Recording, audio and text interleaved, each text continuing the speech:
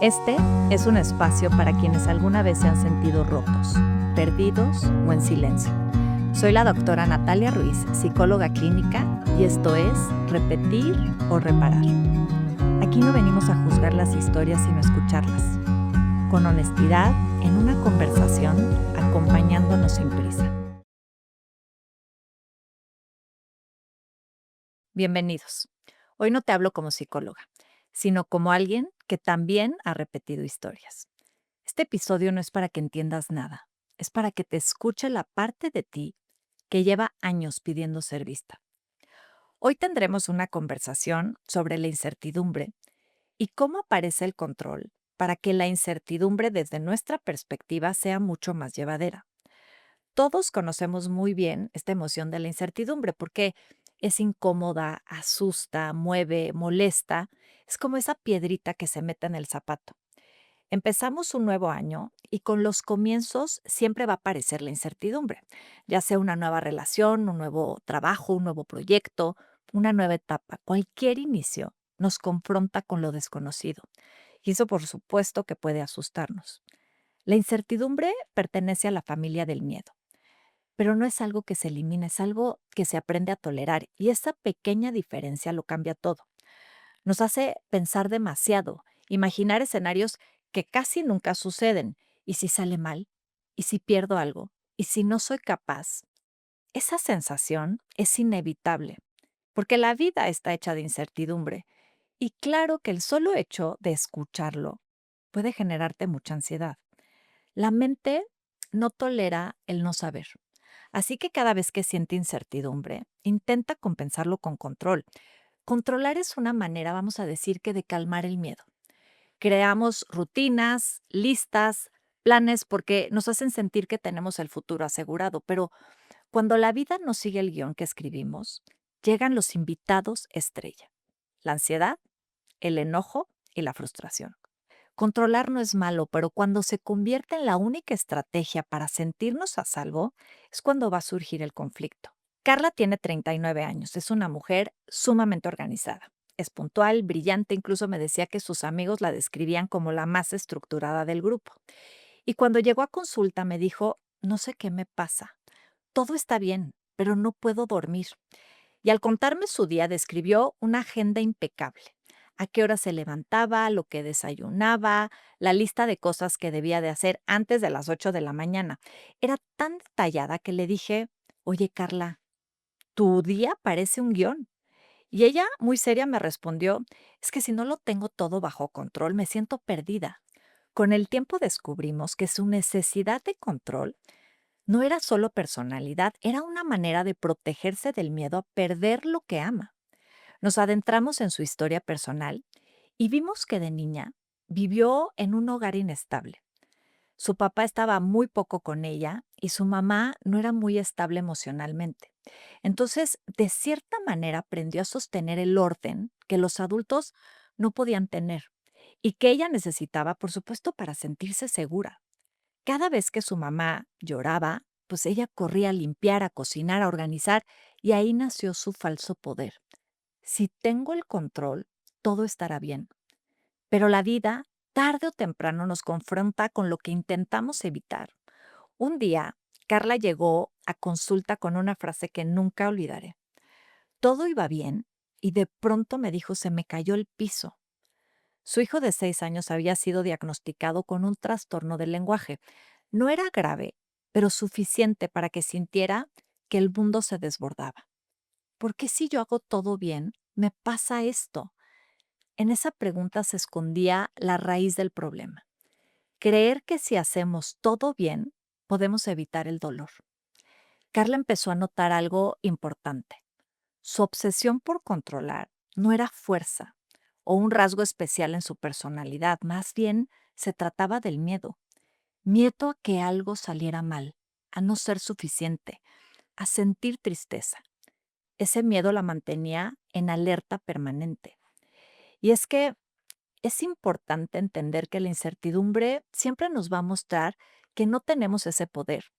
Nos recuerda que hay cosas que no dependen de nosotros y que si algo es completamente cierto es que la vida es constante cambio. y sucede sin pedir permiso.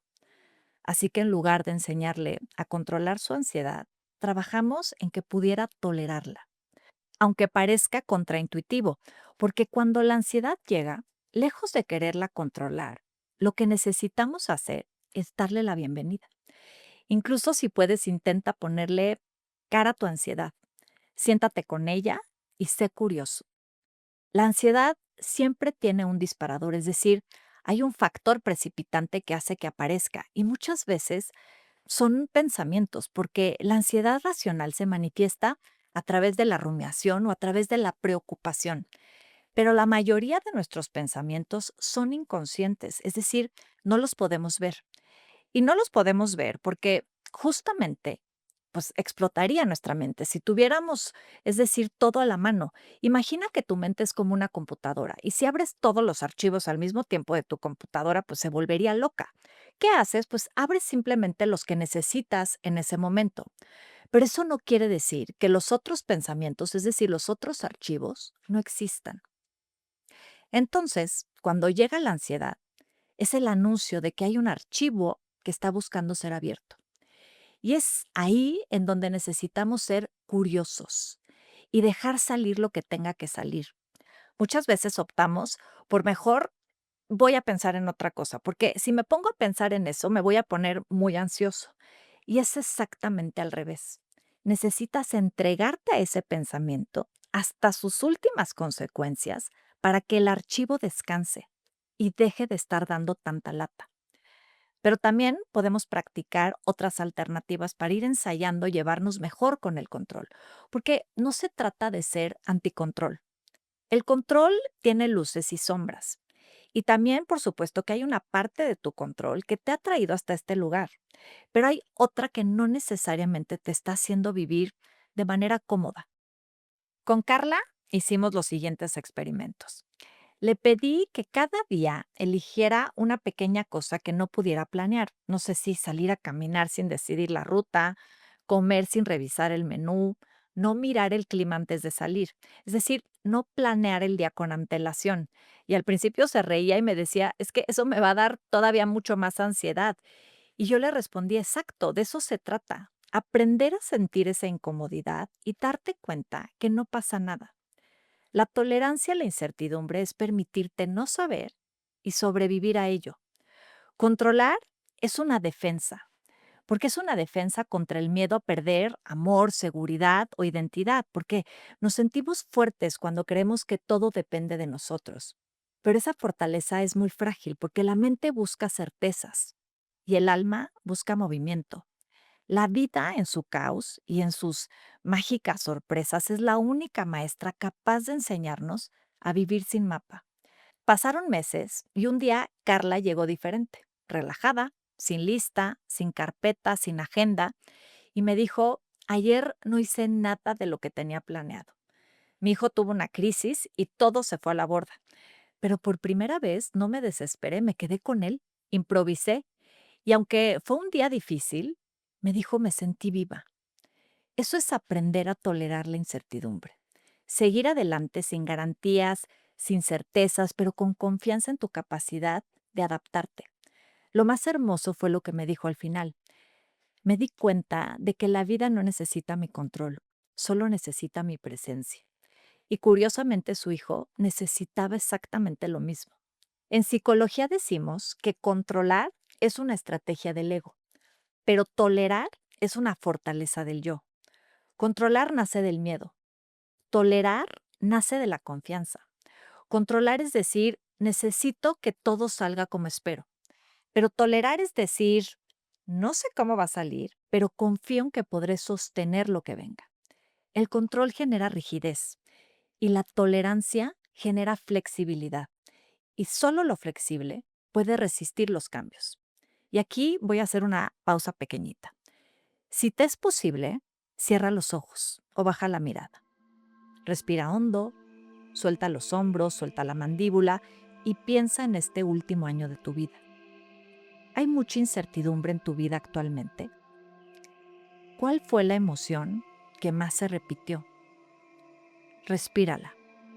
No la corrijas y tampoco la juzgues, solo reconócela. porque esas historias te han acompañado por años y la vida te lo ha ido mostrando una y otra vez, no para castigarte, sino para que la puedas transformar. Y vuelve a respirar profundo. Piensa en algo que te genere en este momento incertidumbre. No sé si una decisión, un cambio, una conversación pendiente, y obsérvalo sin quererlo resolver. Solo reconócelo.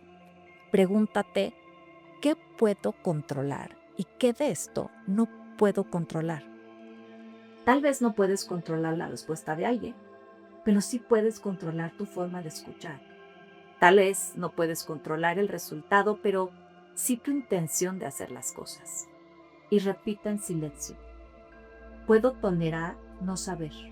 Puedo habitar este momento aunque no tenga todas las respuestas. Esa es la práctica. No eliminar la incertidumbre, sino aprender a quedarte con ella sin huir.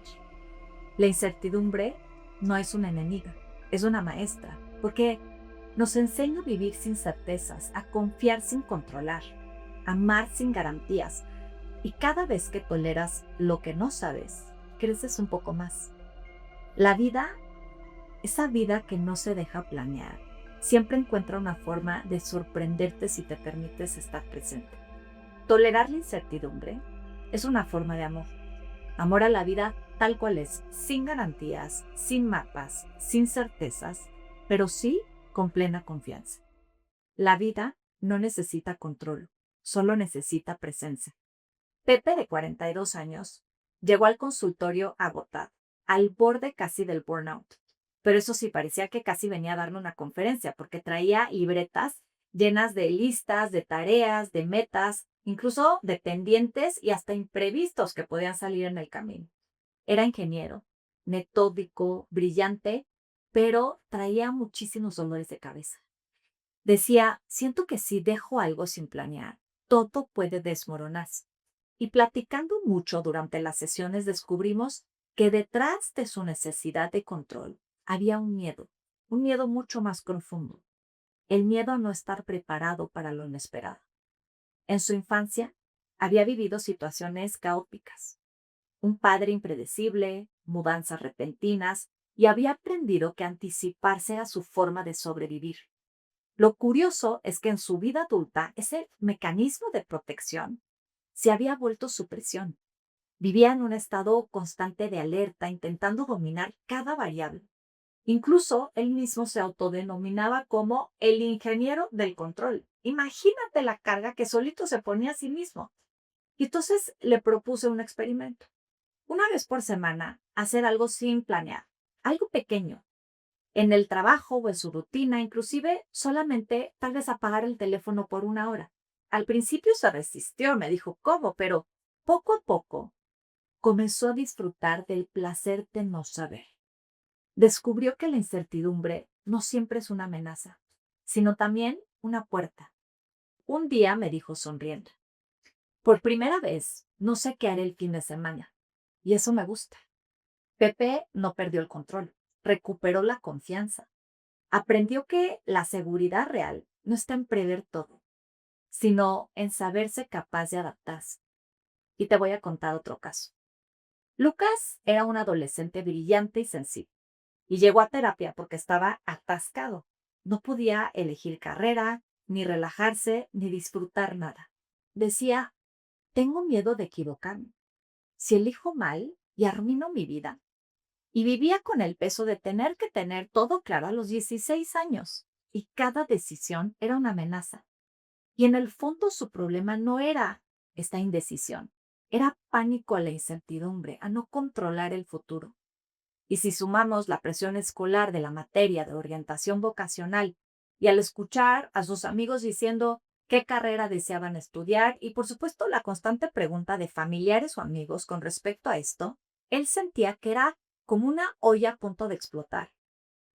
En lugar de hablar de carreras o de universidades, trabajamos en algo mucho más simple, el presente. Y le propuse un reto de incertidumbre. Cada día hacer algo nuevo sin pensar si era útil o no, muy parecido a lo que hicimos con mis otros pacientes.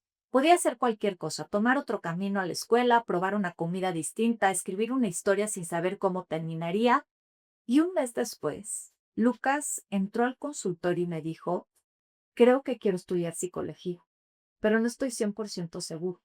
¿Y sabes qué? Está bien. Y sonrió con alivio.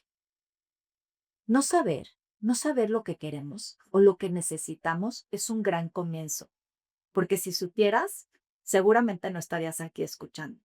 Es decir, no saber es parte de nuestra naturaleza y desear saber es lo que nos mantiene intentando cosas diferentes para entonces poderlo descubrir. Lucas había entendido algo esencial.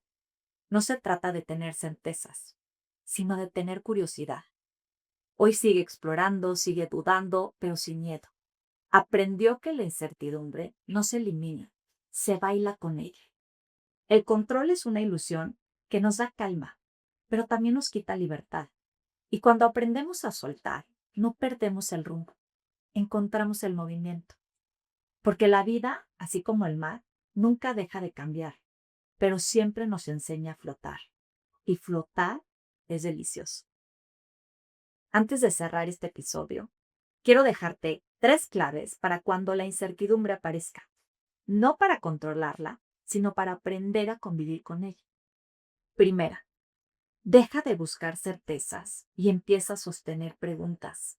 La mente siempre quiere respuestas, pero el alma crece cuando puede quedarse un rato en el no saber. Tolerar la incertidumbre no es resolverla, es permitir que la pregunta exista sin tener que correr por la respuesta. Segunda, permite que el cuerpo sienta lo que la mente no puede entender. El miedo, la incomodidad, la duda no son señales de peligro, son señales de vida. Y sentirlas de verdad, créeme, está bien. Tolerar la incertidumbre es dejar que esas sensaciones pasen por ti sin tener que hacer nada para cambiarlas. Solo respíralas hasta que se calmen solas. Es como bien dicen, esto también pasará. Tercera, confía en tu capacidad de atravesar lo que venga. Tolerar la incertidumbre no es creer que todo saldrá bien. Es saber que incluso si no sale como tú esperabas, vas a poder sostenerlo. La confianza no se construye con control, se construye con presencia. Pregúntate, ¿esto que siento o pienso sigue siendo verdad o solo sigue siendo familiar? Y si sientes que ya estás listo o lista, puedes decirte a ti mismo, gracias por protegerme con esta conducta, pero ya no la necesito más. Respira y suéltala con una exhalación fuerte. No se trata de hacerlo perfecto, sino de hacerlo distinto, porque ahí, justo ahí, empieza el cambio. Gracias por estar aquí, por escuchar, no con los oídos, sino con el corazón. Si algo de este episodio resonó en ti, no lo sueltes enseguida. Llévalo, déjalo reposar. Fue un placer acompañarnos en este episodio de Repetir o Reparar. Nos escuchamos muy pronto para seguir explorando la historia detrás de nuestro control. Recuerda suscribirte al canal, hacer comentarios y poner la campanita para recibir notificaciones.